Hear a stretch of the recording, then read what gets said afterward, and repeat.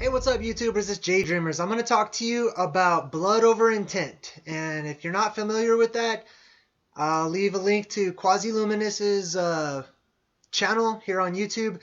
He talks about blood over intent a lot, and he's sort of spearheading this movement for people to write down on paper that he wants them to say, "I intend to bring forth heaven and earth," or "heaven on earth," and then sign it or spill their blood on the paper that they've written on.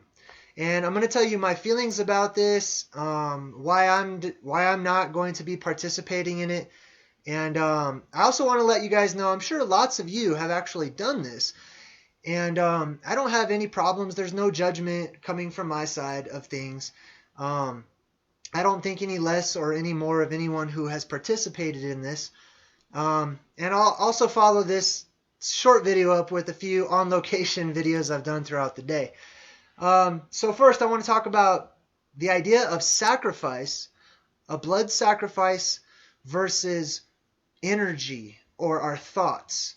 So for me, personally, I'm just not a fan of sacrifices. I mean, when it comes to actually physically sacrificing something, like in the Bible, sacrificing children, sacrificing blood, or any kind of ritualistic things. And I know that Quasi he talks about some stuff. I'm subscribed to him, and some stuff resonates, some stuff doesn't. But he talks about how everyone is basically satanic, or everyone is basically like, we live in a fallen world, and that everyone is acting under the influence of the devil, and that everything's upside down. And I think there's truth to this. I really do. But I don't think it's absolutely true. Um, so what he's asking people to do is to basically sacrifice their own blood.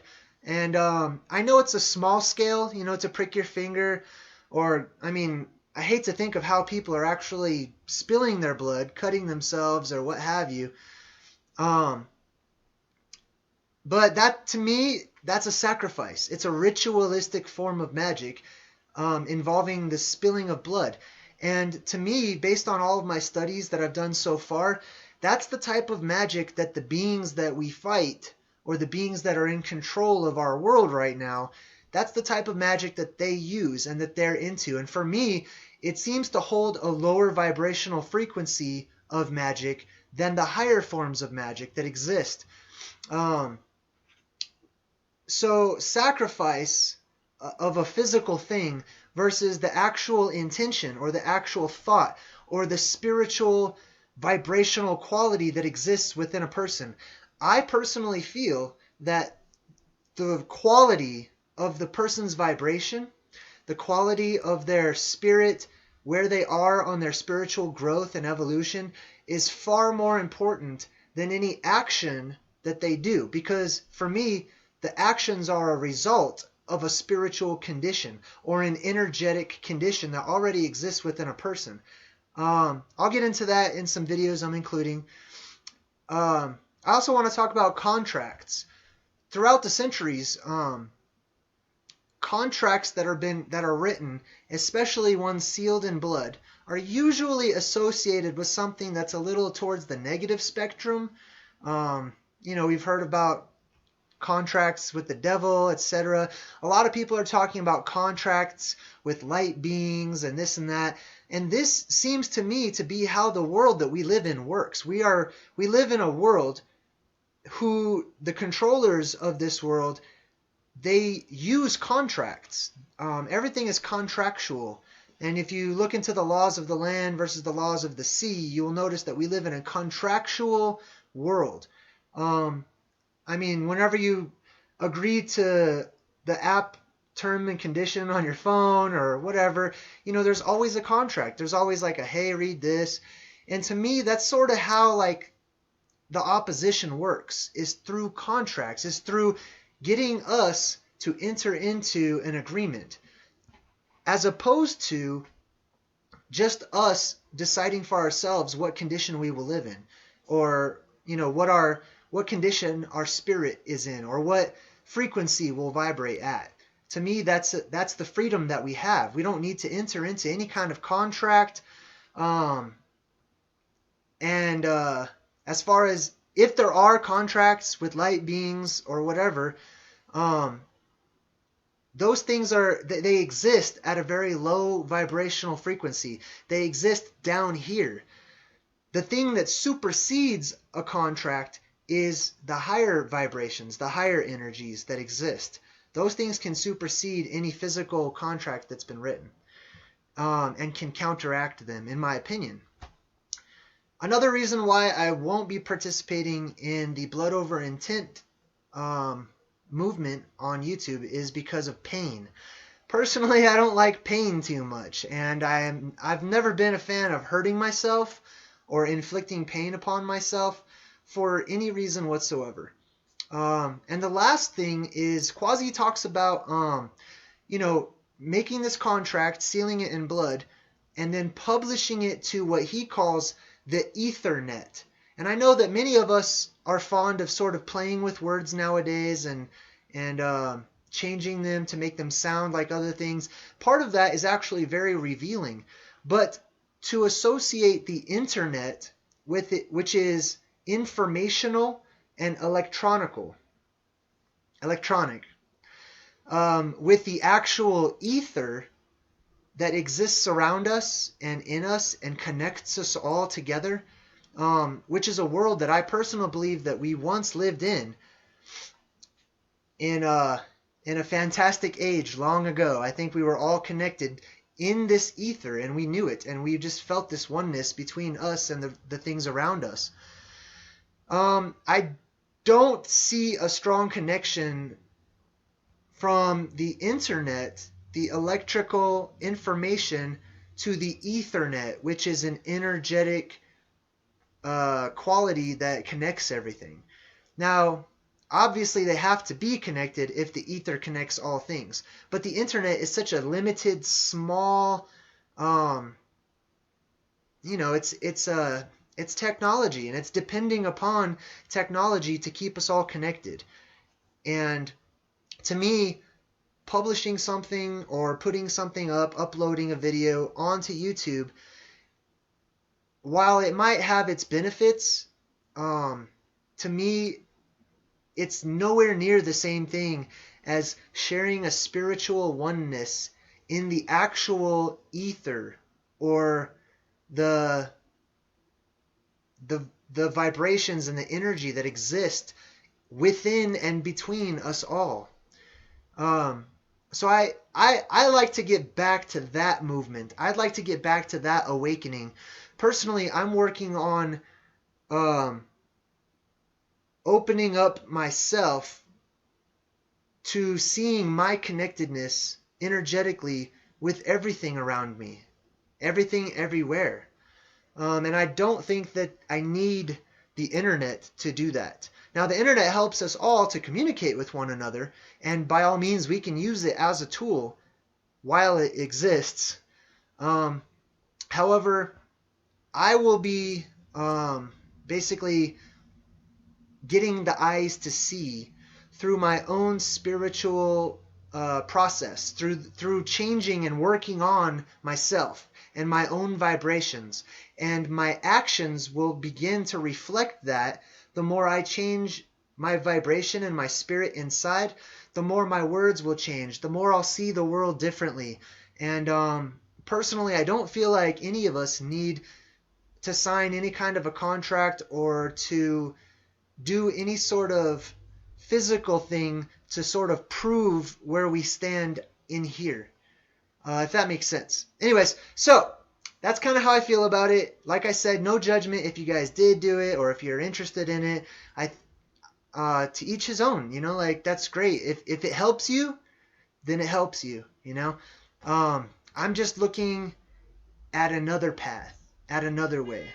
So I would love to hear everyone's comments on it. I'm gonna let you guys watch my my on location videos I've done today, and thanks for watching. Doing a special inside the girlfriend's car episode. No, I'm not gonna do a jazz impersonation, Jazz Sinclair. that's been done, and I don't think that the impersonations that have been done can be topped.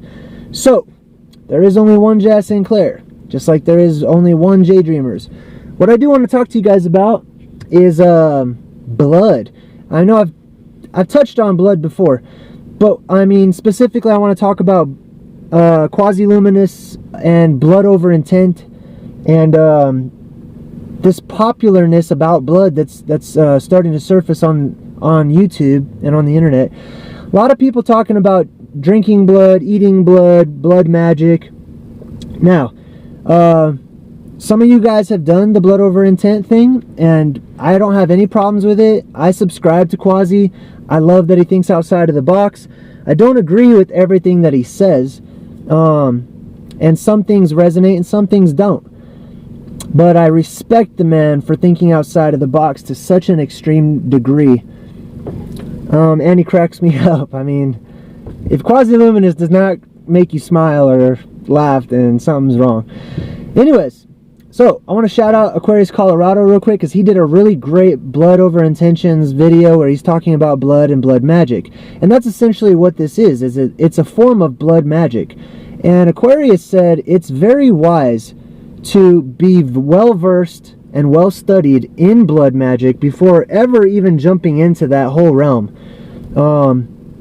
It's wise to do that in anything that's done, you know, to have a better and stronger and more general understanding of it before just jumping right into it. That's always wise. But there are a lot of people jumping right into it. So, a lot of people talk about there's power in the blood. Like, we hear that. Mostly people refer to Jesus' blood when they say that, but there is an energy quality to blood. There's also a mechanical quality in that it has DNA in it, and this is the DNA and the energy. Okay, wait. The DNA of the blood, the actual physical composition that remembers information and carries information, that is a separate quality than the energy of the blood. All right, and this is all my opinion. This is just, you know, coming off the top of my head, but it's good to keep this in mind when practicing any kind of blood magic or talking about the concept of how powerful blood is. So you have the mechanical quality of blood, the physical quality, and you have the energetic property. Lots of people say, you know, blood is the most powerful thing in the universe. Well, it's not. It's not the most powerful thing in the universe. Blood has a power to it, but the thing that gives blood its power energetically is the individual soul that resides in it. The individual energetic properties that the blood is being interacting with, you know. It's our souls, our spirits are radiating a particular vibration that the blood is very close to, and the blood picks up on it and it starts to radiate at that vibration. This is why so many blood drinkers and people, you know, people in power that sacrifice virgins and children and stuff, this is why they're very careful about whose blood they drink or whose blood they use in these sacrifices, because it's the individual, it's not their blood, it's the individual that gives power to that blood. So these people that are out there drinking blood of whatever type, they're interested in changing their vibration, and what they need to do is start with their own soul and their own spirit, and the blood will follow. Alright, so I wanted to continue doing this video in front of this really interesting Salvation Army logo. As you can see, it says blood and fire with all kinds of symbolism on it. Anyways, so my whole point was, yes, blood has a magical property or an energetic property to it. That's because of the energy we give to the blood. That's a way cooler shot. All right, that's because of the energy we give to the blood. So if you already have a pure energy about yourself, then your blood is going to reflect that. If you don't have a pure energy about yourself, then what some beings do is they try to eat the energy through the blood of other beings to have it go into their body. Problem is that their energy, their vibration will slowly start to change the vibration of the blood they've just ingested. So they have to constantly keep ingesting it. And I'm more talking about drinking blood, because that's kind of been popular. It's been a thing, you know, people talking about moon blood and what have you. Not only that, but come on guys, this is what vampires do, right? This is what the monsters do. This is what the bad guys do. They eat and drink blood. We should be focused, in my opinion, on eating and drinking spiritual things. I mean, even food itself is kind of a base thing, but I mean, it's what we're used to. We have to eat food. But, you know, some people are doing the sun gazing stuff. I mean, there's been so many examples of people who are so spiritually satisfied or energetically satisfied that their body follows suit. I'm sorry this camera's shaking so much. All right, so anyways, what else did I want to talk about? Let's go for a walk. Let's see. I wanted to talk about the North Pole. That's really interesting. No, I'm just going to keep it about the blood. All right. Guys, change your blood by changing your spirit. Change your blood by changing your vibration. That's why the blood of virgins, that's too shaky, we can't walk. That's why the blood of virgins and babies and stuff like that is so important, because they have an energetic vibration to them that is unique and very pure. You can get that vibrational quality back by making changes up here. And the whole blood over, see that? See the shield? That's not what a shield looks like, but I went over that in some other videos. Anyways, the whole blood over intention thing, while it has some magical properties to it, most people won't understand it. And to me, it's kind of like in Christianity, they have baptism, right? And a lot of people say, well, you can't get saved unless you get baptized or what have you. Quasi-luminous is basically kind of saying the same thing, you know? You can't get saved, you can't experience this awakening without going through this show of your faith, or this crossing over through some sort of a physical action. In order to elevate your soul, your spirit, there's nothing, in my opinion, I haven't come across anything we can do physically in order to raise our spiritual vibration. I feel like it's just the opposite. I feel like physically we will reflect what's going on spiritually or energetically, not the reverse. So blood over intent to me is it's an outward expression. It's a symbolic gesture of something, of an intention that you have going on within you. I don't think it changes something within you.